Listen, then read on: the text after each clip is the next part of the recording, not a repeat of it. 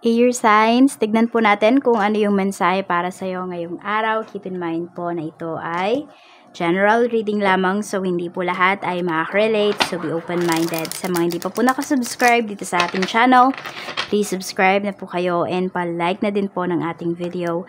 At sa mga nais po mag-avail ng ating private readings at ng ating evil eye amulet na kontra sa inggit, kulam,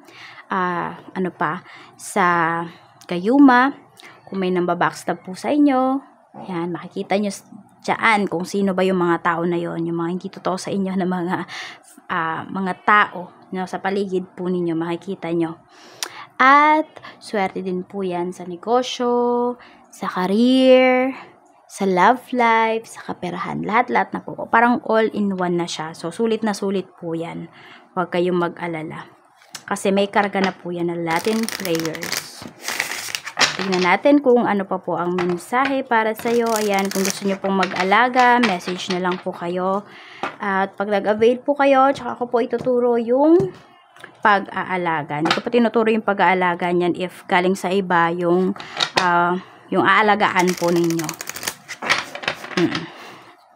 Tignan natin. Kaya wag niyo na pong itanong. We have hope. I haven't given up on us yet. So may, you're very hopeful ngayong araw na ito, air signs. Ayan po. So, pwedeng, ano ba tong mga sitwasyon, ano ba tong mga relationship na mayroon ka, that, hindi lang to nagfo-focus sa sa love life po ninyo. So, kung ano man yung relationship na mayroon kayo with your family, with your friends, with your coworker, maaaring hindi ka pa rin sumusuko. Sabihin natin, pwede rin na may dealings kayo dito, may transaction kayo, hindi ka pa rin sumusuko hanggat hindi nagde-desisyon yung tao na yun, hanggat hindi niya kinukuha yung binebenta mo, parang ganon.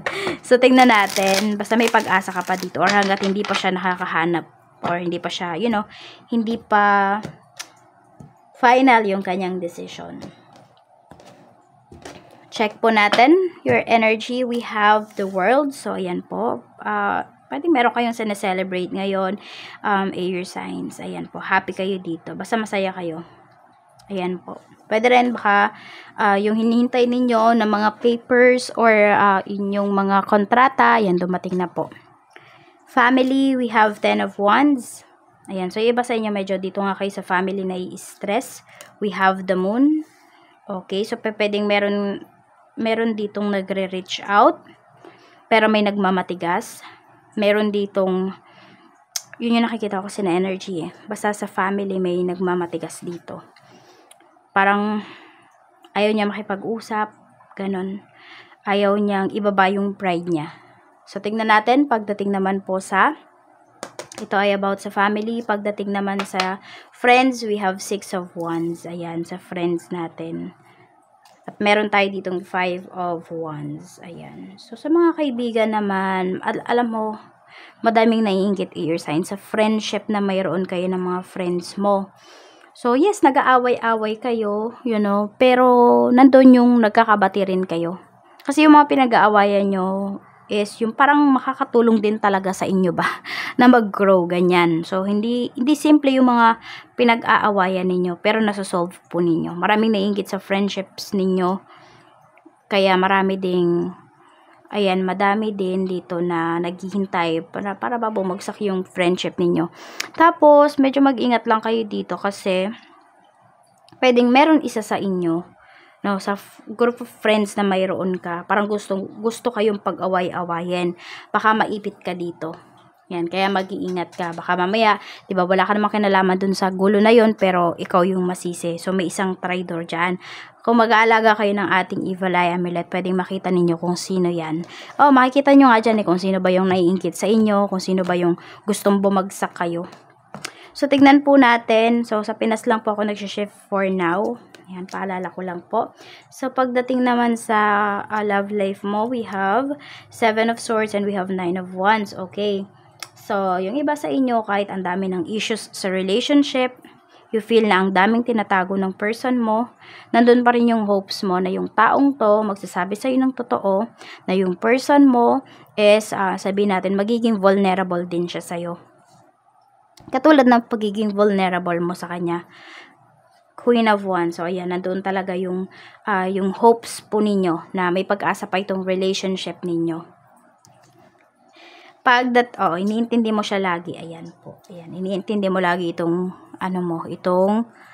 person mo. Di ka nawawalan ng pag-asa. Alam mo na may pagbabago pang mangyayari sa buhay niya. At yung iba sa inyo, naniniwala kayo, your signs na kayo yung makakapagpabago sa kanya. Somehow, nasa-challenge din kayo dito sa relationship ninyo. Tignan po natin pagdating naman sa kaperahan. Sa kaperahan, we have 5 of coins. Ayan po. Meron tayo ditong 8 of swords. Okay. So, some of you, nagkakaroon kayo ng problem sa money because of your own decisions din naman, your signs. Sinasabi sa inyo dito ni universe na huwag kayong magbulag-bulagan. Ayan po, 9 of cups. Marami kayong gustong i-achieve, madami kayong goals na kayang-kaya nyo naman daw talagang i-achieve. Kaya lang yung iba sa inyo, hindi kayo lumalabas sa comfort zone ninyo, natatakot kayo. Tapos yung iba din sa inyo dito, natatakot kayong humingi ng tulong. Parang ganun yung nangyayari. Oo. So, wag kayong manghinayang or wag kayong manghinayang sa perang ginagastos ninyo at wag kayong mahiyang humingi ng tulong, your signs, if hindi nyo na talaga kaya. Madami ka ditong mafulfill na dreams mo. 9 of Cups. Medyo may problems lang talaga yung iba sa inyo pagdating sa pera, pero nandun pa rin yung hopes ninyo na kayo ay makaka-recover dito. Could be, ang pinakamatagal na makarecover kayo is pwedeng 9 weeks or 9 months pagdating po sa inyong mga losses pagdating sa pera. So, wag kayong mangamba.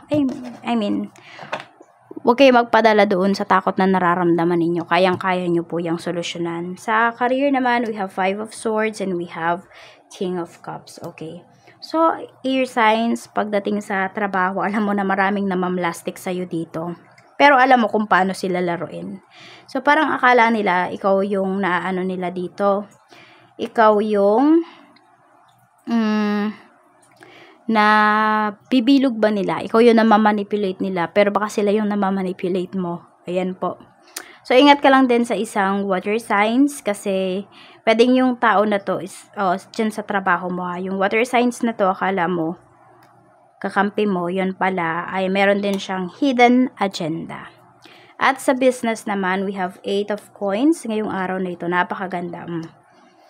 Malaki po yung kikitain ninyo, air signs, pagdating sa inyong business ngayon. Good news by good news ang paparating para sa inyong business today. So, malaki po yung kikitain ninyo. Ayan o. So, nandun talaga yung hopes mo na itong business na ito yung magpapayaman sa inyo. At, true naman talaga. Mag-wish na po kayo sa ating wishing candle.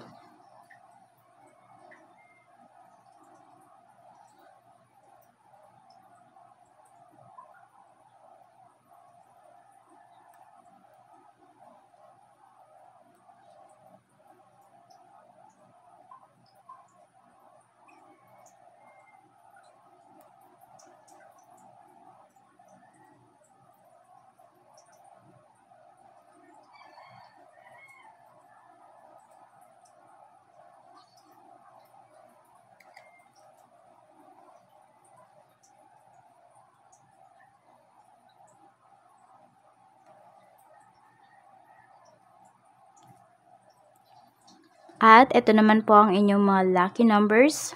We have number 33, 8, we have number 43, 27, 57, and 4. Maraming salamat po sa walang sawang pagsuporta ninyo dito sa aking channel. Mag-iingat po kayo always and more blessings to come. Bye-bye!